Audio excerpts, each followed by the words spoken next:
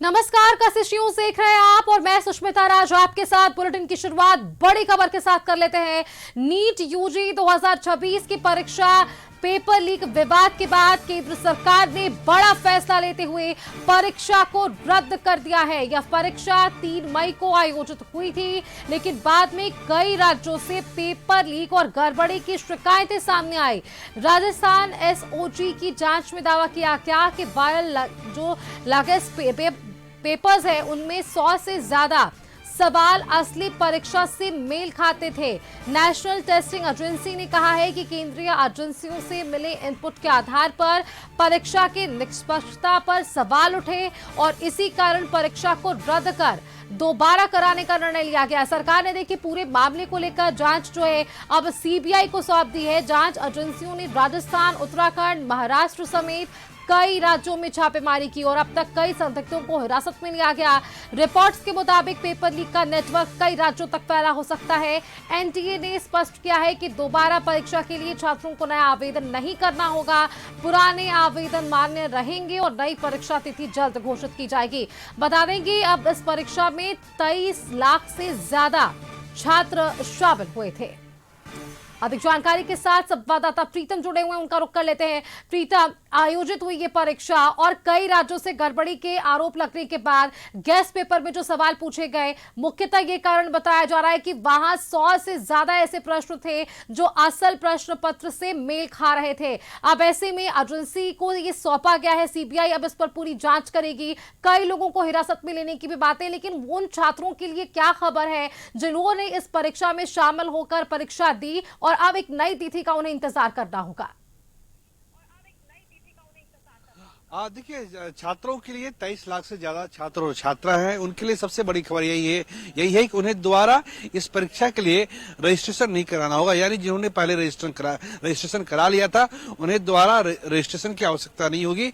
वो पुराने रजिस्ट्रेशन पे ही परीक्षा देंगे और जहां तक उम्मीद है कि जल्द ही अगले 6 से 7 दिनों में या फिर अगले 10 दिनों में नई तारीखों का ऐलान होगा। क्योंकि क्या होता है सुष्मिता की पूरे भारत में जितने भी सरकारी मेडिकल कॉलेज है या प्राइवेट मेडिकल कॉलेज है, यहाँ तक कि एम्स से लेकर PM Patna medical college and hospital है, नालंदा मेडिकल कॉलेज है, पूरे भारत में जितने भी सरकारी कॉलेज हैं उसमें मेडिकल कॉलेज में इसी नीट के जरिए दाखिला होता है और उसका एक सत्र होता है। वो सत्र अमूमन जुलाई अगस्त के आसपास से काउंसलिंग के बाद वो सत्र आरंभ हो जाता है। लिहाजा एनटीए के सामने, एनटीए यानी नेशनल टेस्टिंग एजेंसी, अब उसके सामने सबसे बड़ी चुनौती यही है कि जिस तरह से 23 लाख छात्र और छात्रा इस परीक्षा में शामिल हुए थे उसके लिए दोबारा परीक्षा केंद्र के इंतजाम करना। क्योंकि एक बार जब परीक्षा हो जाती है तो उसी परीक्षा केंद्र पर दूसरे विभाग और दूसरे अलग अलग संस्थाओं की परीक्षा भी आयोजित कराई जाती है। तो सबसे बड़ी जो चुनौती है एनटीए के सामने की अब दोबारा जो है नए सिरे से परीक्षा केंद्र का चयन किया जाएगा और फिर बच्चों को परीक्षा में शामिल होने के लिए कहा जाएगा।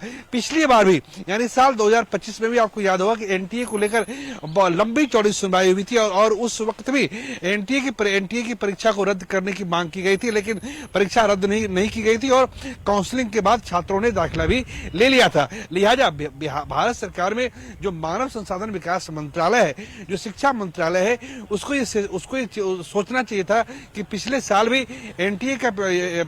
भी नीट का पेपर लीक हुआ था। लिहाजा परीक्षा ऐसी होनी चाहिए थी कि वो लीक प्रूफ हो। दरअसल क्या है कि एनटीए के सामने भी एनटीए केवल मेडिकल नीट की परीक्षा नहीं कराती है बल्कि उसके सामने अलग अलग परीक्षा कराने की जिम्मेदारी होती है। लिहाजा एनटीए का शेड्यूल भी काफी बेस्ट होता है और ये तो उसके लिए सबसे बड़ी परीक्षा है। क्योंकि 23 लाख आप कल्पना कीजिए कि 23 लाख छात्र और छात्रा अगर परीक्षा में शामिल होते हैं तो उसके लिए वाकई एक बड़ी चुनौती हो जाती है। लेकिन यहाँ पे साफ साफ जो चीजें दिख रही है कि एनटीए ने अपनी जिम्मेदारियों को बखूबी नहीं समझा। अगर एनटीए ने इन जिम्मेदारियों को समझा होता और पिछले साल जिस तरह से पेपर लीक हुआ था अगर उसकी बारीकियों को देखा होता तो शायद इस तरह की घटना सामने नहीं आती। साफ तौर से ये स्पष्ट रूप से कहीं न कहीं लापरवाही बढ़ाई है। और अब जो जिन छात्र और छात्राओं ने तैयारी की थी, अब ये इतना बड़ा उनके लिए ड्रामा है। मान लीजिए किसी छात्र को ये उम्मीद होगी कि उसने जो परीक्षा दी है उस परीक्षा में उसे पीएमसीएच मिल जाएगा या एम्स मिल जाएगा या फिर सफदरजंग मेडिकल कॉलेज मिल जाएगा। उसने उस ढंग से तैयारी की और उसे ये मार्क्स उसे इस तरह के कॉलेज का आवंटन पहले 100 कॉलेजों का, पहले 100 मेडिकल कॉलेजों का उसे आवंटन हो भी जाता है। लेकिन हर बार तैयारी करना तो मुमकिन नहीं है। जिन छात्र और छात्राओं ने अथाह परिश्रम से इसके लिए परीक्षा परिश्रम किया था, मेहनत की थी और तब जाके परीक्षा में शामिल हुए थे, अब उनसे इस तरह से दोबारा परीक्षा के लिए दोबारा बैठने के लिए कहना, ये कहीं न कहीं छात्रों के साथ एक बड़ा मजाक है और ये भविष्य के साथ मजाक है। और पिछले कुछ सालों में जिस तरीके से इलेक्ट्रॉनिक डिवाइस लगातार मजबूत होती जा रही है, जिस तरह से मैसेज को फॉरवर्डिंग करने का काम बिल्कुल तेज हो गया है, टेलीग्राम है, व्हाट्सएप है, लिंक्डइन है, सारी चीजें हैं जिसके माध्यम से लगातार एक बार मैसेज किसी के मोबाइल में चला गया, एक बार प्रश्न पत्र किसी के मोबाइल में चला गया तो मिनटों में, महज 10 मिनट के अंदर वो पूरे भारत में फैल जाता है। और जो मेडिकल माफिया होते हैं, जो परीक्षा माफिया होते हैं, वो एनटीए या दूसरी जो परीक्षा एजेंसी होती है उसी कमियों का वो लाभ उठाते हैं। अब चूंकि